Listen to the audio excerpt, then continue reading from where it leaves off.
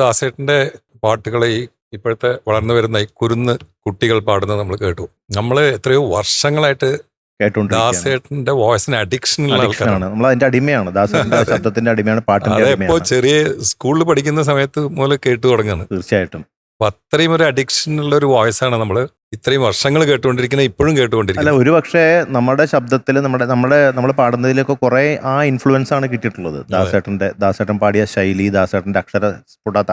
ഞാൻ പ്രത്യേകം ശ്രദ്ധിച്ചേക്കുന്ന ഒരു കാര്യമുണ്ട്, നമ്മുടെ മലയാളികള് മിക്കവരും പാടുമ്പോൾ ദാസേട്ടന്റെ പോലെ ഇരിക്കും, ദാസേട്ടന്റെ പോലെ ശൈലി. അത് തമിഴ്നാട്, കർണാടക മുഴുവൻ SPB സാറിന്റെ പോലെ. തമിഴ്നാട്ടില് എപ്പോഴും പറയും കേരളയിൽ നിന്ന് വന്ന കുട്ടികളാണെങ്കിൽ തീർച്ചയായിട്ടും ദാസേട്ടന്റെ ഒരു ചായ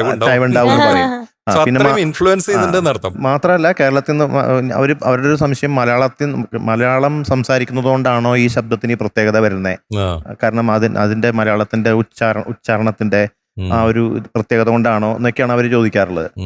അവർക്കറിയില്ല നമ്മൾ ദാസേട്ടന്റെ പാട്ട് കേട്ടിട്ടാണ്. അത് മാത്രമല്ല, ഇപ്പൊ ഏതെങ്കിലും ഒരു ദിവസം നോക്കിയപ്പോ ഞാനും അതുമൊക്കെ നോക്കിക്കഴിഞ്ഞാൽ ഒരു ദിവസം പോലും ദാസേട്ടന്റെ പാട്ടുകൾ പാടാത്ത ദിവസമല്ല.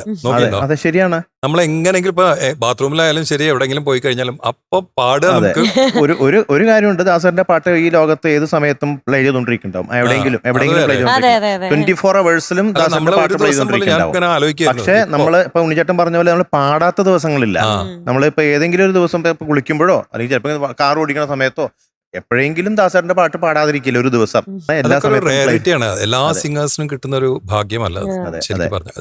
എന്തെങ്കിലും പറയാം? അത് എനിക്ക് തോന്നുന്നു എന്താന്ന് വെച്ചാൽ പാൻ ഇന്ത്യൻ അല്ലാണ്ട് ഒരു അക്രോസ് ദ വേൾഡ് അല്ലാണ്ട് എനിക്കൊന്നൊരു മൾട്ടി ജനറേഷണൽ ഇൻഫ്ലുവൻസ് ആണ്. ഇപ്പൊ ഇവർ പറഞ്ഞ പോലെ തന്നെ എന്റെ ജനറേഷൻ ആണെങ്കിലും എന്റെ ഫ്രണ്ട്സ് തന്നെ നിങ്ങൾക്ക് എല്ലാവരും വിചാരിക്കുന്നപ്പോ ഞങ്ങളുടെ ജനറേഷൻ ഇങ്ങനെ ഫുൾ വെസ്റ്റേണോ ലൈക്ക് പോപ്പ് മ്യൂസിക് ഒക്കെ കേട്ട് നടക്കുന്ന, ആക്ച്വലി അല്ല. നമുക്കിപ്പോ കുറെ പഴയ മ്യൂസിക്, ദാസേട്ടന്റെ മ്യൂസിക് ആയാലും കുറെ നല്ല എൻജോയ് ചെയ്ത് കേൾക്കുന്ന കുറെ പിള്ളേരുണ്ട്.